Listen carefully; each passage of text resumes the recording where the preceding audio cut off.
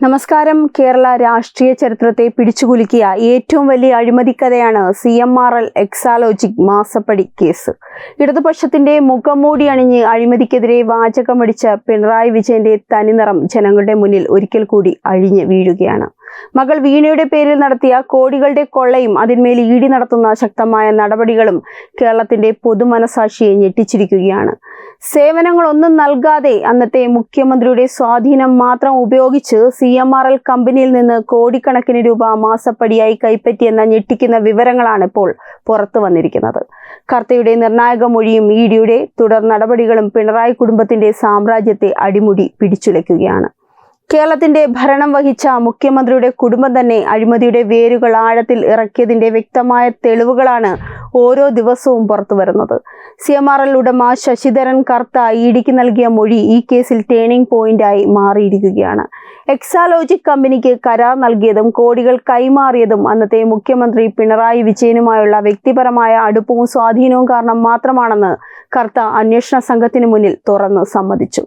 യാതൊരുവിധ സേവനങ്ങളും നൽകാതെയാണ് ഈ പണം കൈപ്പറ്റിയതെന്നത് ഈ അഴിമതിയുടെ ആഴം വ്യക്തമാക്കുന്നു.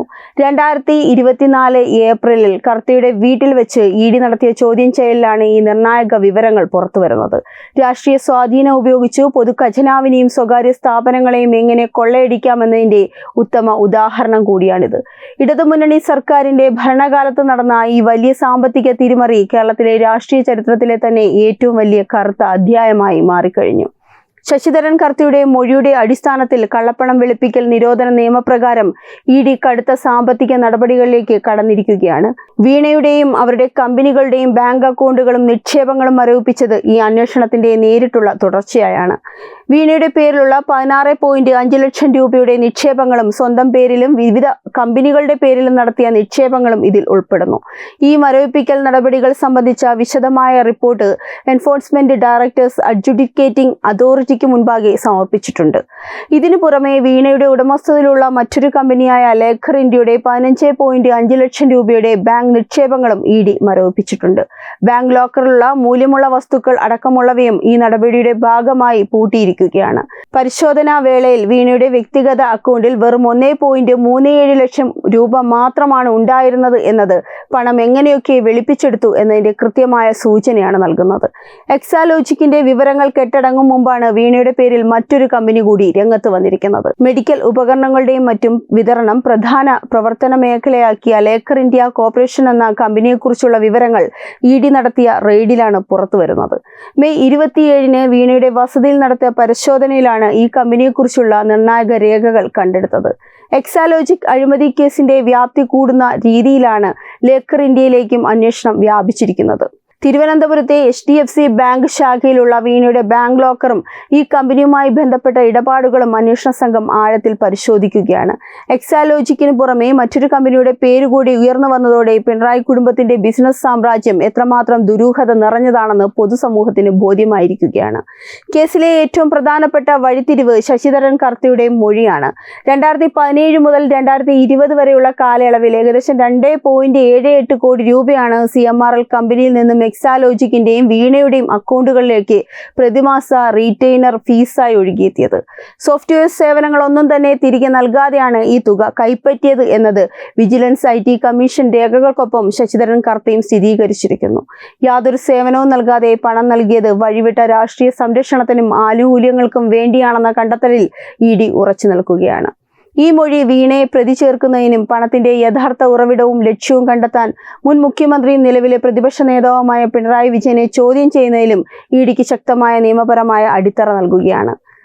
അഡ്ജുഡിക്കേറ്റിംഗ് അതോറിറ്റിക്ക് സമർപ്പിച്ച റിപ്പോർട്ട് കൂടി അംഗീകരിക്കപ്പെടുന്നതോടെ കേസിൽ അടുത്ത ഘട്ട നിർണായക നടപടികളിലേക്ക് ED കടക്കും.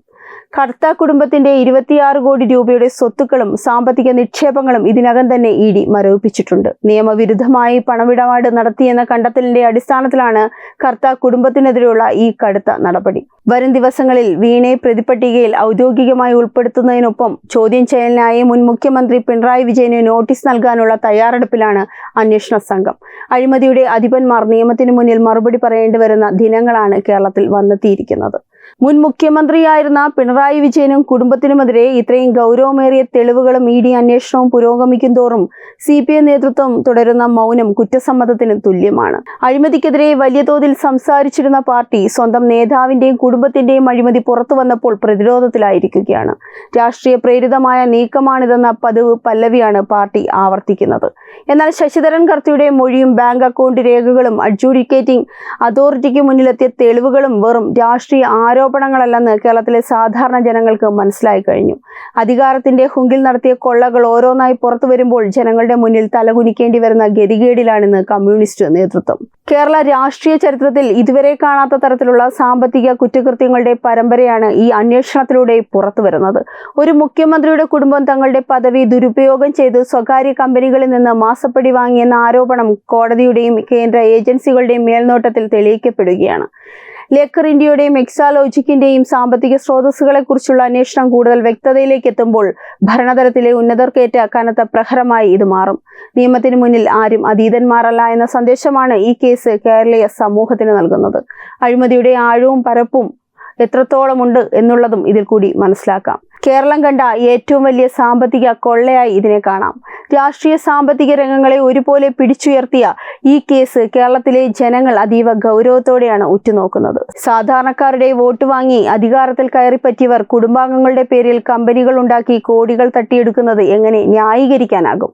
സോഫ്റ്റ്വെയർ സേവനങ്ങളുടെ പേരിൽ ഒരു പണിയും ചെയ്യാതെ മാസപ്പടി ഇനത്തിൽ ലക്ഷങ്ങളും കോടികളും വാരിക്കൂട്ടിയ വീണയുടെയും പിണറായി വിജയന്റെയും നടപടി കേരളീയ രാഷ്ട്രീയത്തിന് തീരാ കളങ്കം കൂടിയാണ്. ഇഡിയുടെ തുടർ നടപടികൾ ഈ അഴിമതിയുടെ യഥാർത്ഥ മുഖം പൂർണ്ണമായി വെളിച്ചത്ത് കൊണ്ടുവരുമെന്നതിൽ സംശയമൊന്നുമില്ല. എക്സാലോജിക് CMRL മാസപ്പടി കേസ് അതിന്റെ നിർണായക ഘട്ടത്തിലേക്ക് കടക്കുകയാണ്. ശശിധരൻ കർത്തിയുടെ മൊഴിയും ലേക്കർ ഇന്ത്യയുടെ കണ്ടെത്തലും ഇഡി മരവിപ്പിച്ച ബാങ്ക് നിക്ഷേപങ്ങളും പിണറായി കുടുംബത്തിന്റെ എല്ലാ പഴുതുകളും അടച്ചു കഴിഞ്ഞു. അധികാരത്തിന്റെ മറവിൽ നടത്തിയ ഈ സാമ്പത്തിക കൊള്ളയ്ക്ക് നിയമത്തിന്റെ മുന്നിൽ മറുപടി പറയേണ്ട ഒരേയൊരു വഴി മാത്രമാണ് ഇനി ഇവർക്ക് മുന്നിലുള്ളത്. അഴിമതിരഹിത ഭരണം വാഗ്ദാനം ചെയ്ത് അധികാരത്തിൽ വന്നവരുടെ യഥാർത്ഥ മുഖം തിരിച്ചറിഞ്ഞ കേരള സമൂഹം ഈ കേസിന്റെ അന്തിമവിധി എന്താകുമെന്ന ആകാംക്ഷയിലാണ്. നിയമവും സത്യവും അതിന്റെ വഴിയിലൂടെ സഞ്ചരിക്കുമെന്നും തെറ്റ് ചെയ്തവർ ശിക്ഷിക്കപ്പെടുമെന്നും നമുക്ക് പ്രത്യാശിക്കാം. ഈ വാർത്തയെപ്പറ്റിയുള്ള നിങ്ങളുടെ അഭിപ്രായം കമന്റ് ചെയ്യൂ. വാർത്തകൾ വേഗത്തിൽ അറിയാനായി ചാനൽ സബ്സ്ക്രൈബ് ചെയ്യൂ. വെബ് ഡെസ്ക് തത്വമൈ ന്യൂസ്.